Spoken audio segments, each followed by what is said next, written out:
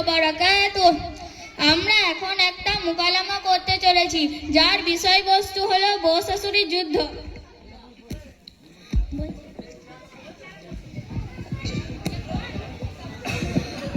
বৌমা, ও বৌমা, এদিকে আছো মা। কি হয়েছে? সাত সকালে ডাকছো কেন? বলছিলাম যে এক কাপ চা দেবে মা। এই বুড়ি শুরু হয়ে গেল, অর্ডারের পর অর্ডার দিচ্ছি, দাঁড়ান।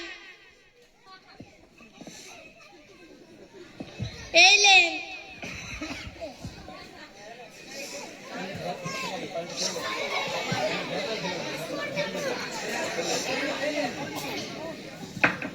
যা, কাপটা উপরে গেল, এবার কি হবে?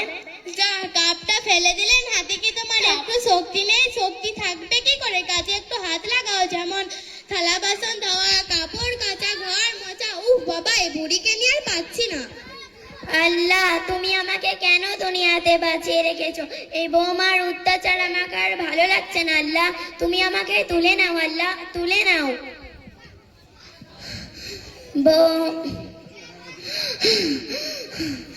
বৌমা, আমার খুব কষ্ট হচ্ছে জানো, এক গ্লাস পানি দেবে মা? শুধু পানি দেবো না পানির সাথে একটু বিষ মিশিয়ে দেবো, যাতে করে আমার কষ্ট একটু কম হয়, ওপরে যে তোমার খালি শান্তি হয়? বিসমিল্লাহ বলে খাই, যদি বা বৌমা বিষ মিশিয়ে দেয়। বিসমিল্লাহ।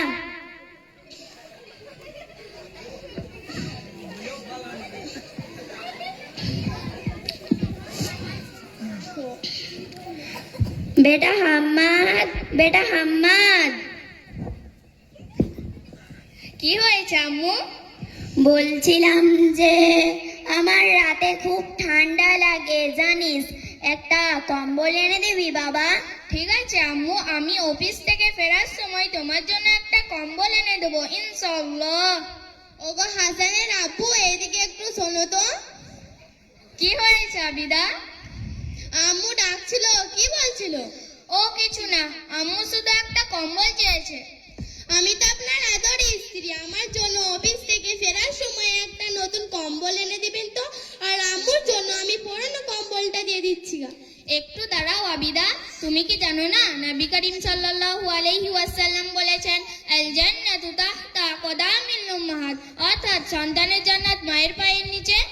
আজকে আম্মু শুধু কম্বল চেয়েছে, কালকে নতুন কিছু চাবে। আমাদের ছেলে আছে, আমাদের মেয়ে আছে, আমাদের ছেলে মেয়ের তো ভবিষ্যৎ চিন্তা করতে হবে, তাদের জন্য কিছু তো ব্যাংক ব্যালেন্স করতে হবে। তুমি থাকো তোমার আম্মুকে নিয়ে, আমি চলে যাচ্ছি আমার আব্বুর বাড়ি। আমি তো খুব পেরেশানিতে পড়ে গেলাম। ঠিক আছে আবিদা, শোনো, আমাকে কম্বলটা দাও, আমি আম্মুকে দিয়ে আসছি। এই নাও আম্মু।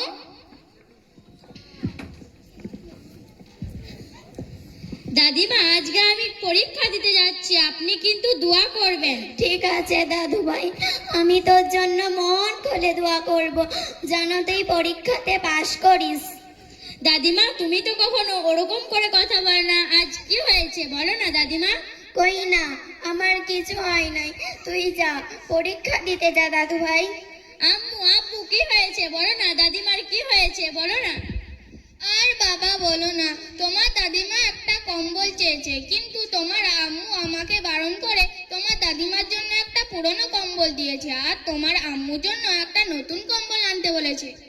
দাদিমা, তোমার কোনো চিন্তা নেই, কই দেখি কম্বলটা আমাকে দাও। দাদু ভাই, তুই কম্বলটা কেড়ে নিলি, তোরা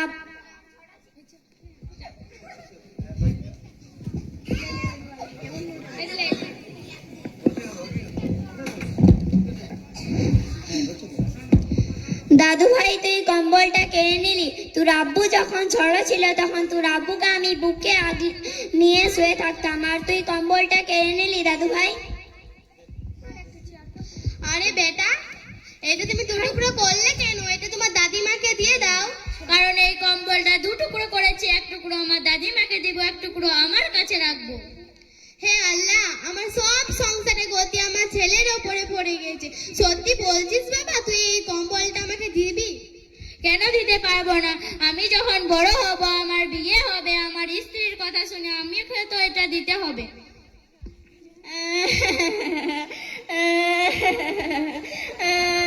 আরে আম্মু এ অসময়ে কাঁদছো কেন? বসো বসো। মা আবিদা, তোকে আর দুঃখের কথা কি বলবো, একটা সোয়েটারের জন্য তোর ভাই ভাবিরা আমাকে ঘর থেকে বার করে দিয়েছে। ভাইয়া কিছু বলেনি? তোর ভাইয়া এখন তোর ভাবির গোলাম হয়ে গেছে। আজকালকার মেয়েরাও জানে না যে কাল তাদের শাশুড়ি মা হতে হবে। চলো চলো দেখি। আসসালামু আলাইকুম। ওয়ালাইকুম আসসালাম। ভাবি ভাইয়া বাড়িতে আছে? হ্যাঁ আছে। আসসালামু আলাইকুম। ওয়ালাইকুম আসসালাম। ভাইয়া একটা কথা বলবো? হ্যাঁ বলো। রাগ করবে না তো? না, রাগ করবো না।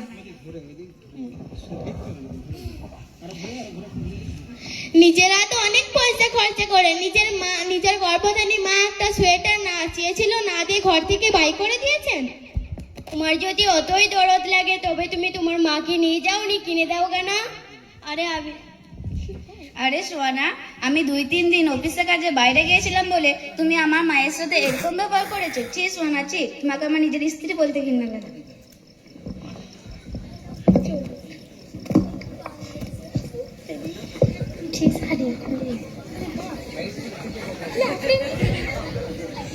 আরে আবিদা, তুমি তোমার আম্মুকে আমাদের বাড়িতে নিয়ে এসেছো কেন? তোমার তোমার কিছু কি ঝামেলা হয়েছে তোমার আম্মুর সঙ্গে?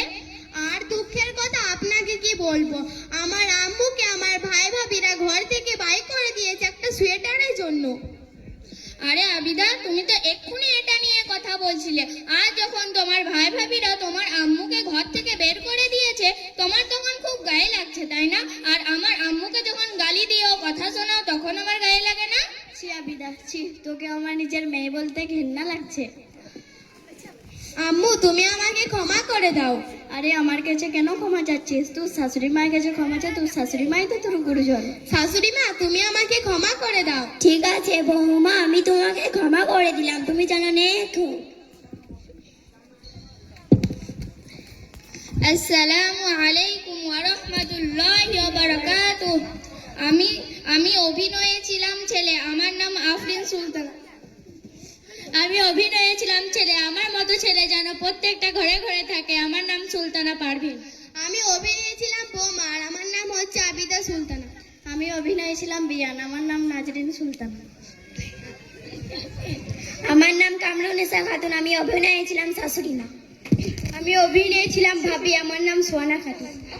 আমি অভিনয়ে ছিলাম ছেলে, আমার নাম সুরাইয়া খাতুন। আসসালামু আলাইকুম ওয়া রাহমাতুল্লাহি ওয়া বারাকাতুহু।